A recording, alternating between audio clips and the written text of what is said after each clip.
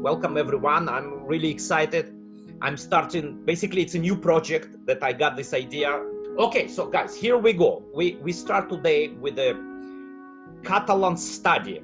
So just like I want to clarify right away in the beginning that we are not going to go very deep into theory. It's more about some general ideas, some examples, some history, especially my personal history, like about this opening. Now it's very important to understand there are two versions of Catalan. So that's the first one, G3, like the way we start. It's still not Catalan because it could be some other opening, like some players probably understand what I'm talking about. So we have, let's say, D5 here. So this is number one, and now Bishop G2 or Knight F3. What is the difference between two moves? It's a minor difference, but I'll try to explain further. Was not exactly regular Benoni. The regular Benoni is D6, right? D6, Knight C3. Not regular Benoni, but the move B5. So that's very important to understand, guys, that we have this move forward. So what is the problem? What is the problem with B5? I remember at some point, so there were two ideas that came up. Like first idea was played by Boris. He played the game against Aronian in candidates. I think it was Mexico. He played Knight F3 in this position, and with the next move, if I remember correctly, there was D6. He came up with A4. So this is the only way that you can challenge somehow. You can challenge somehow like B5 move, right, to attack this pawn right away. Then there was this idea, E4, and so it's a temporary pawn sacrifice. Black has to take. Hard to believe there is any other move. And then I remember how with the Kramnik, when I worked with Kramnik, I prepared the line Queen E2, only move Queen E7, obviously, right? Otherwise, Black losing the bishop. Bishop G2.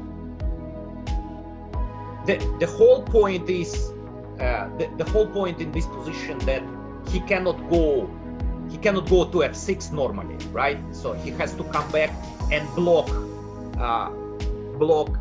pawn D5. Black, of course, should play Bishop D7.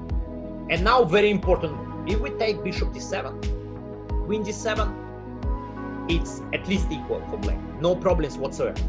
Therefore, this move is very important. Intermediate move. With idea, if he takes Bishop C6, Queen takes C6 check, pawn takes, Rook D4, we will get this pawn 100%, and after that we'll enjoy slight pull with problematic pawn structure for Black. Usually this pawn structure, if let's say White plays primitive like Knight F3 and C6, it's considered to be like very good pawn structure transformation for Black, because now we have this barrier against the bishop. And then Black is very comfortable, bishop comes to F5.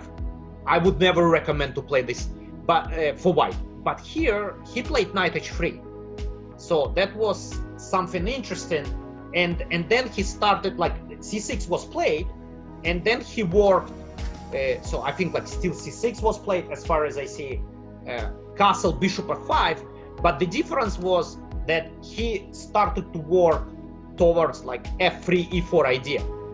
So I think probably with a little bit of work Black should be fine, but you know, it's actually he played against 2600 Grandmaster and he won because it was a surprise, right?